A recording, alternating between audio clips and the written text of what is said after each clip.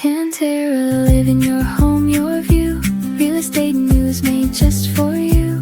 TJ, Kelly, and Alina Suprak. Your community right on track. Dun, dun. Hi, everybody. Hi. Hi, TJ. Hello.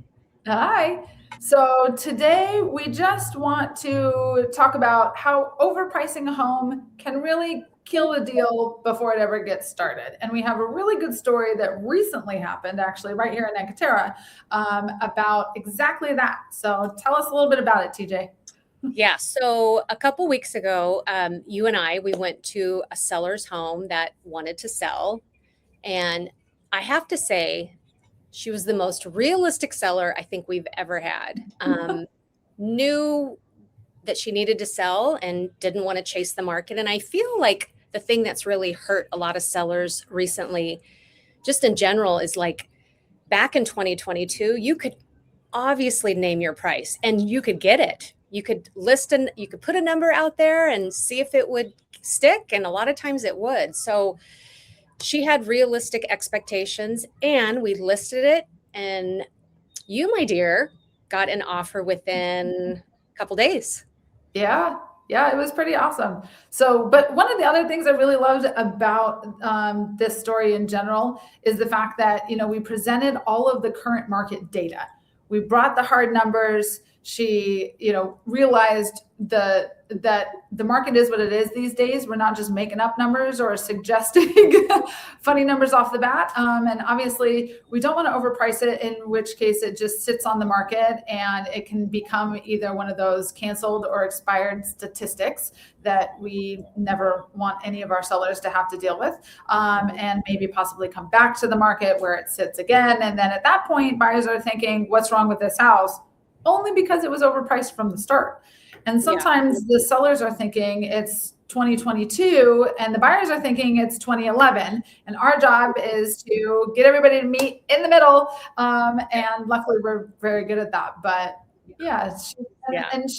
I'm assuming she was a very happy seller, only being on the market for a couple of days. Yep. Yeah, it definitely helped. And I think if you're thinking about selling, you've got to look at the data. You've got to look at the numbers. And, you can have the most amazing listing. You can have the best photos. You can have an open house every day. You could be on a billboard in downtown Phoenix. And if you're priced wrong, that's the issue, is if you're priced wrong, it doesn't matter what you do. So the market definitely is calling for something different. So if any of you have any other questions about the market, or you want just maybe a market analysis about your home, we would love to give you just a really detailed comparable list, just so you can see what your home is valued at. And there you go. Yeah. And you really don't want to lose buyers from the very beginning. And buyers who have been looking for a while totally understand and know if a home is overpriced, because they've been looking for a while and they're thinking, okay, well, I just saw, this Genova over here is priced at 900,000 and it's not that much different from this Genova here that's priced at 650,000. So, buyers are savvy and there's a lot of inventory and buyers are not in a huge hurry. So really overpricing it from the beginning kind of brings down your buying pool, which you never want to do. We got some feedback the other day on one of our listings that is priced very well. It's within the market, range. And the feedback that we got from the agent was the buyer is so overwhelmed because they looked at, I think she said 17 homes. 17 homes. Can you imagine? Well, first of all, in one day. And I remember thinking, like, that poor buyer is probably so confused. So that's another thing is we got to narrow that search down, because if you look at more than, 4 or 5 homes in one day, you just don't know what you're looking at. So, but there's lots of choices out there. So we hope that, this little bit of information will, shed some light on just what the market is doing. And also, if there's other topics that you're interested in, I think that's something that Alina and we can talk for hours, for days about. So maybe share with us if there's a topic that you're really wanting us to chat about, and we can give you our, feedback. We'd love that. Yeah, any type of questions, regarding the market. Of course, the number one we always get is, how is the market doing? In which case you're really asking, am I going to lose money on my home?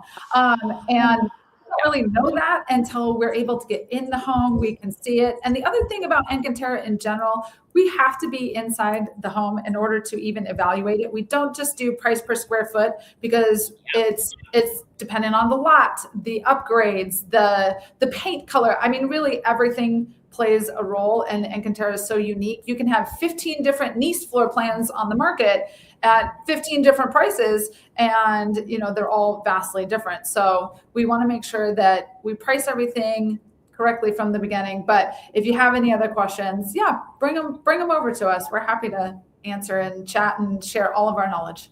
Yeah. Thank you, everyone, and we'll see you next time. Bye, TJ. Encanterra, live in your home, your view.